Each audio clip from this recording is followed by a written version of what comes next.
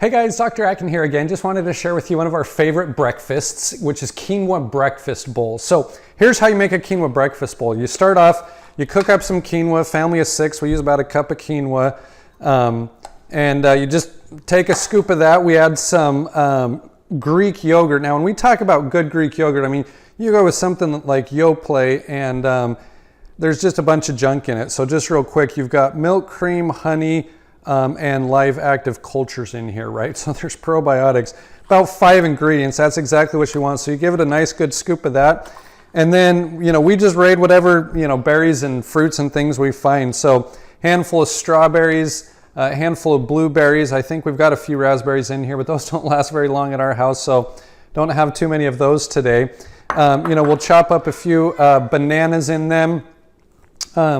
Kids are excited to come and eat, so you can already hear them in the background. But you just throw whatever fruits you have. I mean, peaches and nectarines would be pretty good in here. We've already got our blueberries in there. And then we'll take a handful of trail mix.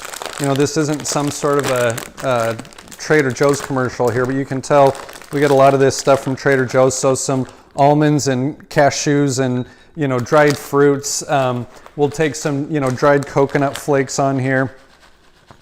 And then, we'll chop up some mango. So, I mean, really, there's no specific, science to how any of this works. You pretty much just find, fruits and vegetables and dried nuts. And I mean, you can see, starting off your morning with this kind of a meal, the Greek yogurt is very high protein. The quinoa is high protein. There's a lot of nutrients in there. You've got a lot of live, fresh things. We went and grabbed some mint leaves from some mint that we have in the backyard there. That I'm actually not going to chop in right now because I don't think they've been washed, but a little bit of mint flavor in there. We've already done our green smoothie, so I'm telling you, it's an awesome way to start the day. It's delicious. The kids love it, and something you should absolutely try.